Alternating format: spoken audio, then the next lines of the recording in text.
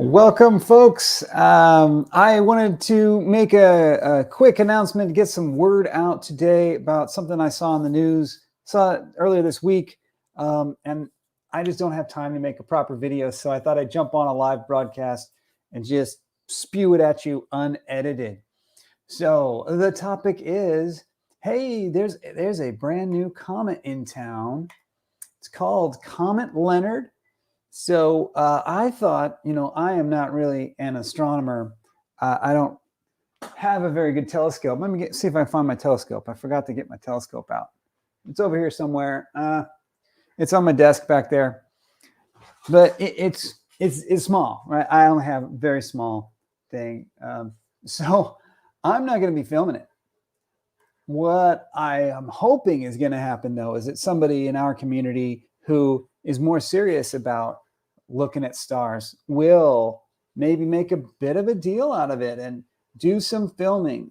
Maybe Bob the Science Guy, if you're out there listening, hey Bob, schedule something. It should be really good. On December 6th in particular is supposed to be like ideal for us northerners, us northern folks, northern hemisphere, should be able to see it best around December 6th. It should be possible to see it with the naked eye, possibly. But even if you have just plain old binoculars, you will be able to see it. Let me share a little bit of info. Let's do my share screen. I'm going to do, I'll just share my screen. What's the worst that could happen? Am I right? So here's an article that I've put in the description. I'll make sure that's available. Let me also link it into the chat. I'll copy that. This is an article about it. New comet called Leonard. A very simple sounding name, but here's why. The astronomer Gregory Leonard is the one who discovered it. And when did he discover it? He discovered it this year, at the very beginning of this year, a brand new comet, never been seen before. And he discovered it, and they've mapped it, and they've projected that this thing has a big old orbit. So we're not going to see this thing again. 35,000 years before it comes by again. But it should be visible. Here's a little picture of it. It should be visible where to see the thing. Let's see. This article, let's look at this other article. Also, I will link this in. Shows you a little bit of where you'll be able to find the thing. Between the Big Dipper and Arcturus, you should be able to see it in the early mornings, and I do mean like pre-dawn, like 5 a.m. You hopefully will be able to see it. This is where it's going to be on December 1st. Now, what it's going to be doing is coming towards us, so getting brighter over the days. So it'll be better like later in the week, but it'll be dropping down lower. So not as good to see it when it's down on the horizon. Here we go. This is where it was on November 30th. This is December 1st again. Let's see. Here is December 5th. Right, so that's December 5th where you're going to see it. This is where it will be on December 10th. So as you can see, each day it's getting a little closer to the horizon, so harder to see, closer to the sun. So the sun will be rising when you see that thing. And the closer it gets to the sun, the harder it's going to be to see. So based on what I've read, it looks like around December 5th, December 6th will be maximum viewing. So I did want to get the word out so people knew about that. All right, so yeah, maybe Bob the Science Guy, I know you've got some telescopes, do that. I would say some of our friends down in the southern hemisphere, down in Australia, Wolfie, of course, does fantastic astrophotography, but I don't know if you will be able to see it. I think we'll have to read a little bit deeper to see when the southern hemisphere is going to get to see this thing, if at all. Actually, I think they might be able to see it in the evenings at some point, but it won't be as good, I think, as it is for us. All right, so I wanted to throw that out there, get the word circulating so that everybody knows and looks forward to this thing. And I thought that this community would really like to hear it a little bit because of what it means. What it means is a comet, you know, one of those lights in the sky, was discovered that never been seen before. And that, you know, it's light in the sky. Somebody has predicted where it's going to be throughout the year. And I gotta wonder, how do they do that, right? What is this miracle? What is this miracle by which they can predict when it will be in our sky, at what part of our sky, which way it's going to be pointing, all of that sort of stuff a year in advance, and now, you know, days in advance. How is it that they do that? Really amazing, isn't it? Unless, of course, you realize that, of course, they just use the heliocentric model and they just use gravity. They just track it for a little bit. They follow what it does on gravity, and that's what we're looking at right there. This is the path of the comet going through the solar system. And that only works because we know how they, isn't there just some kind of orbital parameters you could use?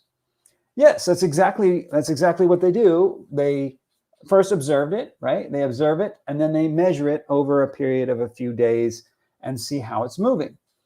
And from that, they can extract the orbital parameters. How fast is it moving and at what trajectory? And then you just plug that information into, can you just plug in? Yeah, well, you plug it into a simulation, sure, or you could just plug it into the equations to get a really good first approximation of what it's going to do. You just put it directly into Newton's law of gravity, right? You just plug it in there and use the sun as the gravity source. So use the sun, ignore everything else, and just boom, and you'll get a very good first approximation of where the comet will go. And yeah, it's interesting because I have heard many times, I've heard the complaint directly to me. I've had it said to me, and I've also heard it on online videos that the gravity model is bogus because we can't work the three-body problem. They always say you can't solve the three-body problem. Really, I would say we can't solve the n-body problem, where n is anything larger than 2. Sure, we don't have an analytical solution for that equation. That doesn't mean we don't have the equation. we have the equation.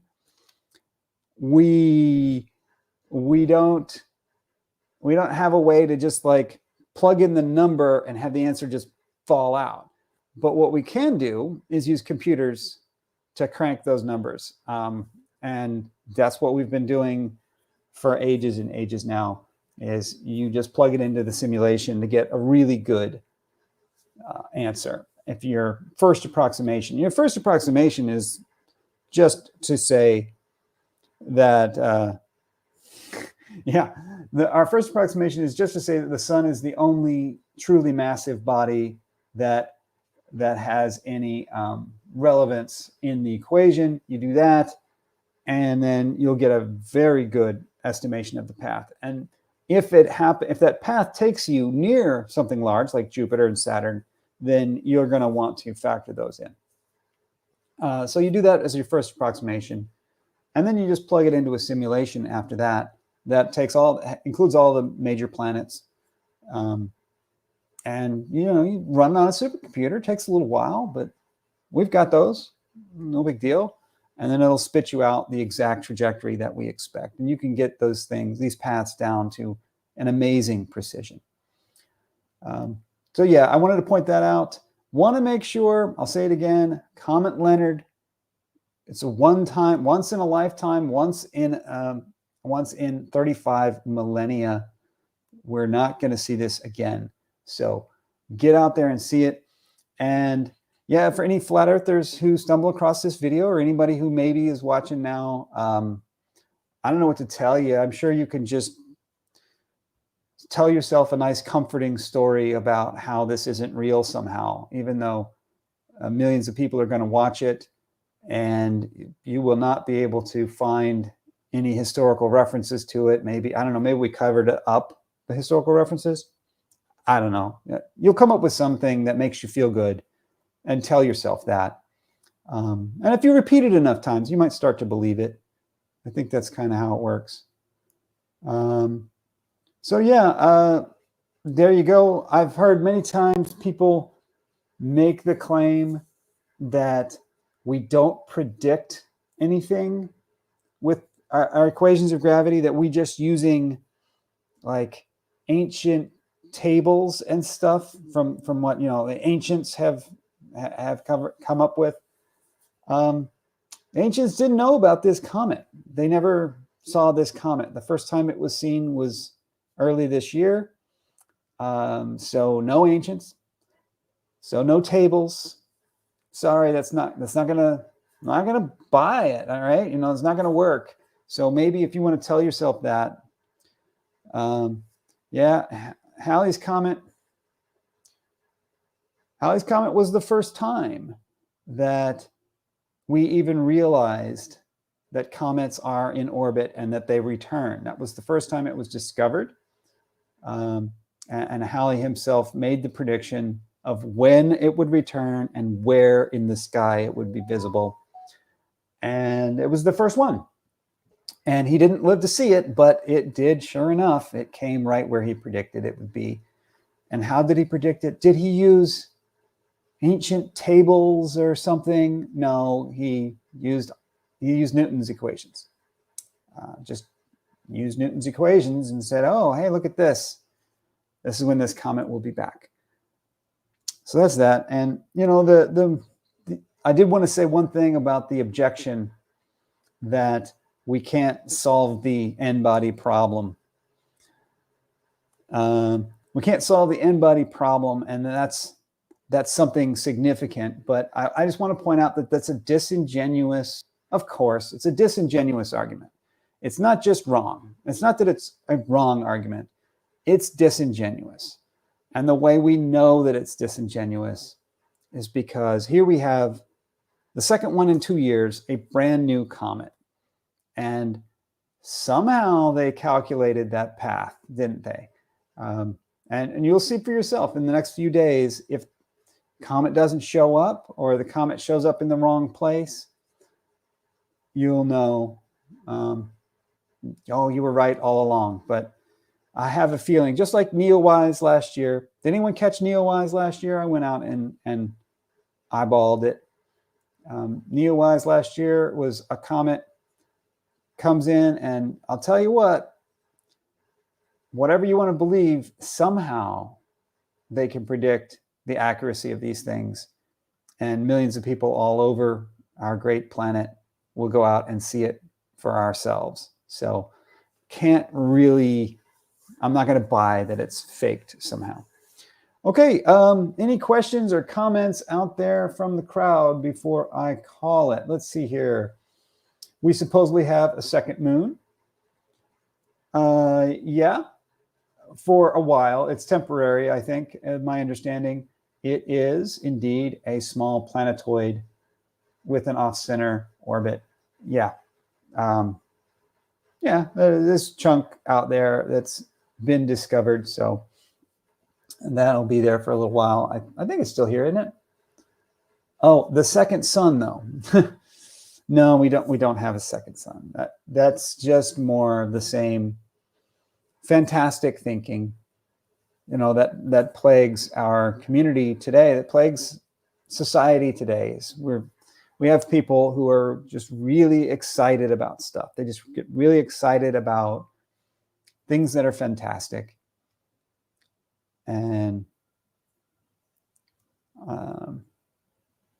yeah, so when you point your telescope up at the sun and you see, oh, look, there's a second sun in the image.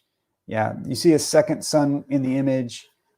I think there's two kinds of people, right? There's the one kind of person who says, how come there's a second sun here? What am I doing wrong? And there's another kind of person who says, oh my God, it's amazing. It's incredible. I've made a new discovery of a second sun. Yeah. And that's the thing. I think that's the two kinds of people. And then the extreme version of that is when somebody says, hey, by the way, it's not a second sun. It's a internal reflection. They get angry and they double down and they triple down on it because it's really, really important to them that the fantasy is more important than their own integrity. And that's welcome to flat Earth. That's how flat Earth happens, is when the fantasy becomes more important than your own integrity. Okay, anything else? There was Sean wanted to talk a little bit about sextants. Do you folks have any comments about how sextants are now the #1 globe killer? Did you know that? Did you hear?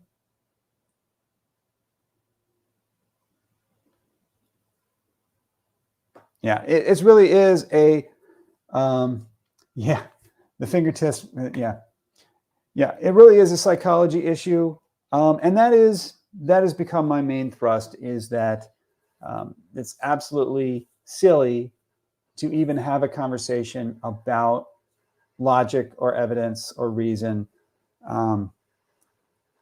Like I did talk to Bob about. I sent him a list of suggestions for what you would do if you really believed that it was a second sun. Here are the experiments that you do next. This is a major discovery. The finger test. Yeah, I think what you mean is you block the actual sun. Block the straight line of sight from the actual sun to the front of the telescope. Block that, but not the rest of the sky. If the finger passes directly in front of the sun, you're done, right? You're done. And that's all you've got to do. So all he would have to do to shut us all up is just show us the second sun, show us both suns visible in the image, and then pass a finger in front of the sun and see if that finger doesn't blot out both suns at precisely the same moment. It doesn't have to be a finger. It could be anything, could be anything. And that's all you'd have to do. And they won't do it. They won't even show it again. They just keep talking about it. Okay, so yes, year of the sextant. I find that one interesting. I do think there's a deep psychological thing at work, and that's pointing to that. My theory about the year of the sextant is that they're painfully aware, and it's some part of their mind. It's some part of maybe it's not conscious. They're aware that sextants don't work on the flat Earth. They only work on a globe, and they know that. And so they're doing that double down thing. They're just like, okay, well, we're coming after the sextant then. We're just going to say the sextant works on flat Earth only, and we're just going to say that. And is it cognitive dissonance? I think it's a part of it. I do think that is a part of it. I think the major driving factor, though, is something else. I think it's almost kind of deliberate. I think what is happening is that every one of these people that I've talked to at length, and I will be talking to one again on Saturday, so join us there for Saturday's talk. Everyone I'm talking to at length is anti-society, big time, anti-mainstream. Whatever's mainstream, and that usually takes the form of government and big business. They are all very, very anti-scientific establishment, anti-government, anti-scientific education, anti-public education, anti-everything that is mainstream. And I think what's happening is that they're taking it to the man. They are fighting. They are fighting the mainstream with everything they've got. And so that leads them to want to band together as a tribe. I think they are seeking out other people who are willing to join them in this fight against mainstream. And they signal to those other people membership in the tribe. You have to fly the flag, right? In order to be part of the tribe, you have to fly the flag. And it has to be a different flag. It has to be an anti-mainstream flag that you fly. Otherwise, it serves no purpose, right? And so if they went around flying the sky is blue flag, that's not anti-mainstream. The only way to be solidly anti-mainstream is to say something false, to say something blatantly, obviously, clearly false.